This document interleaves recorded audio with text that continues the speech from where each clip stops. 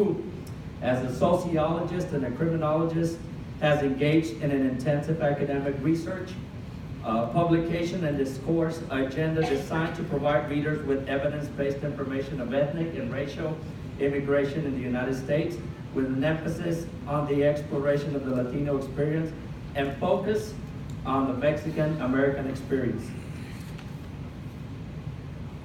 This doctor is a professor of criminal justice in the Department of Natural Behavioral Sciences at Solro State University, Rio Grande College. This professor has taught at New Mexico State University, Western Michigan University, University of Wisconsin, Milwaukee, Howard College, Southwest Texas Junior College, Texas A&M University, Central Texas. This professor was awarded a certificate of recognition for outstanding teaching by the Western Michigan University in 1999, and he was nominated for the 2002-2003 UWM Distinguished Undergraduate Teaching Award by the University of Wisconsin, Milwaukee. He is an author of many books, too many to number. You can visit his website by his name when I present him to you. His work has been published in national and international academic journals to include Justice Quarterly, Critical Criminology, Social Justice, Latino Studies, and Criminal Law Bulletin, amongst many others. His work has been cited in the popular media, newspapers, magazine, radio, television, online news, including EFE News Agency, several news agencies, several newspapers, several Latin American newspapers, and television programs. He's been in some of the national TV programs as well, and there's so many things this man has done that Ozona needs to be proud of what he has accomplished in life. Along with his academic endeavors, he is also writing other literacy works. And so during his spare time, this professor and alumni of 1991 loves evening walks. His biggest delight, the rain. So I believe he joined us with the rain today. So without further ado, will you please stand up and give a warm welcome to Dr. Martin Urbina.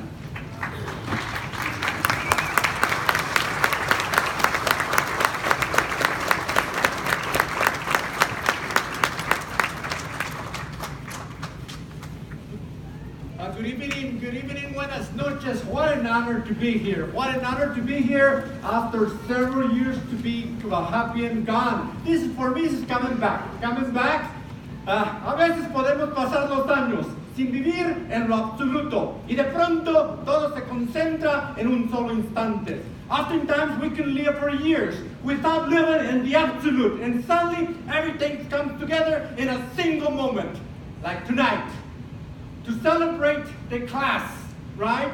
Possibly one of the last times we're here together, as friends, as students, as family coming together to celebrate our sons and daughters, as teachers coming together, as administration coming together to celebrate a day of accomplishment, as community members coming together to recognize years of accomplishment, of a struggle, success.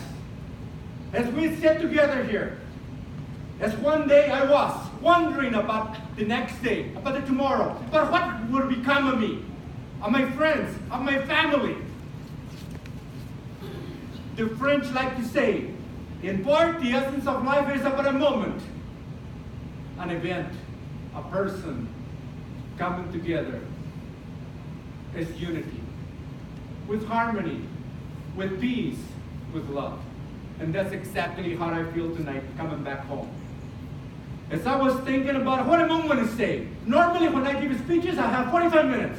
Today they just told me you got 15. It was reduced from 20 to 15. So I said I got 15. So what am I going to say in 15 minutes? Okay. As I reflected back in my life, in my years, I said, okay, I'm going to share a little bit that I seldom mention in my academic career. A little bit about my private life. If you go online and search Martin Guevara Urbina, you will find almost nothing about my private life. My academic career, my professional career, my publications, but very little about my private life. So I decided to share a little bit about who I am. And why? Because everything started from me right here in Ozona. Right here. as I used to walk throughout town, sometimes to school. I came to Ozona when I was in the 4th grade. There I was, walking everywhere, looking for jobs.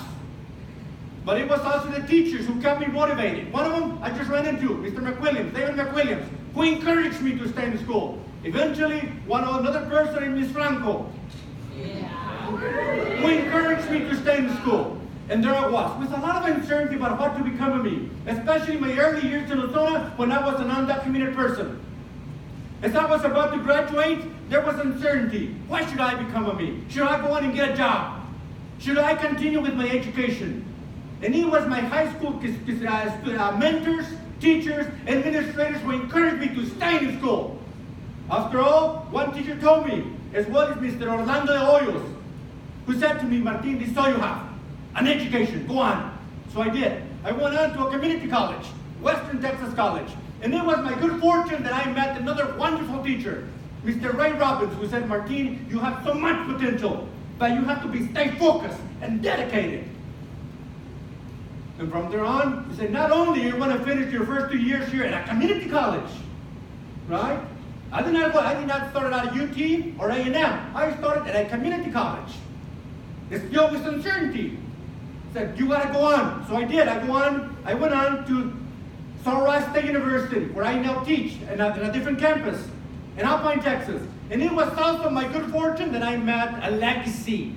A man by the name of Dr. Felipe de Ortega Gasca, who was my professor, and I used to follow him like a little puppy. I said, if something is going to become of me, here's the secret. Part of the secret. I was about to graduate with my bachelor's and trying to decide I would just offer a job as a state trooper. I wasn't quite sure if I wanted to do that as a career. So I went to Dr. Ortega. I said, Dr. Ortega, what should I do?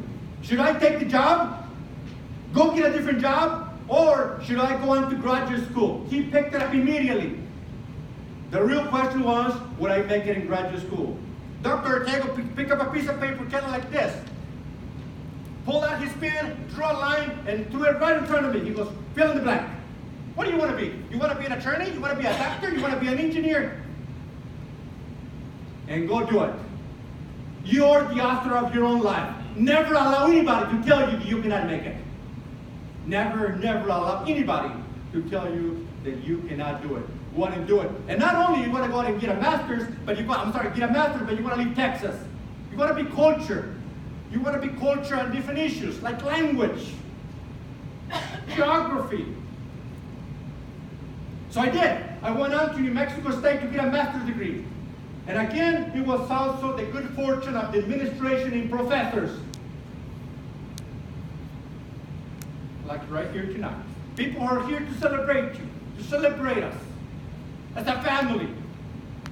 And it was also my good fortune that a professor said, you know what, Martin, not only you want to finish the master's, because I was struggling, it's still uncertainty. Especially when I was eating bologna. I used to go to the grocery store, buy a loaf of bread and bologna. That was my meals. So I was struggling. I was already thinking about the car, the house, economics. Not only you want to finish the master's, you're going on. And you're going on to go get a doctorate. You're going to go on and get a PhD. And not only that, you want to leave New Mexico. So I left New Mexico and went to Western Michigan University to get a PhD.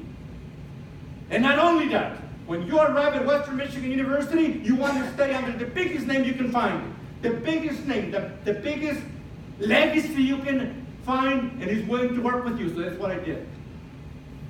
That's what I did. And it was my good fortune that she agreed to be my major professor. After I went to her 3 times. First time she said, you're not up to my standards. I went back. She goes, well, let me think about it. I went back a 3rd time. And she said, oh, well, agree. But we want to work day and night. Day and night. And it was because of her that I finished the PhD. Not only did I finish the PhD, average to get a PhD is 5 to 7 years. I finished in 2.5 years. I was in my mid-20s and I had a PhD. But it still was uncertainty. what is to become a dose of uncertainty. I was about to be offered a job as a full-time professor at the University of Wisconsin-Milwaukee, a major university in the United States. The university was about to hire one of the youngest professors they have ever hired in the history of the university. So they had two concerns, two questions. They called the university, my major professor, two questions. The first one was, does Martin, as they call me, has the emotional, and psychological rigor to sustain the academic rigor of this university? She said yes. Now came the big one. Does Martin has the intellect, right here in the mind, the intellect to sustain the academic rigor of this university, which is publish or perish, meaning you publish or you're fired. Up until that time, I had PhD already. Up until that time, I had never published. I had 0 publications. She said it over the phone. Something that she had already said in a 3-page, single-spaced letter of recommendation. She said yes to the first one, and to the second, she said a line that was shared with me 3 years later. Martin is on his way to become one of America's most prolific writers. Now, I have over 70 publications and 11 books. And I like to see as the beginning, the foundation for future books.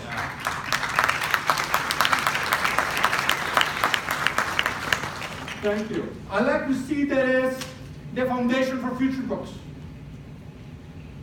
In my view, my best book remains to be written. My best article remains to be written. My best chapter remains to be written. My best lecture remains to be written. And guess what? I graduated from Ozona High School.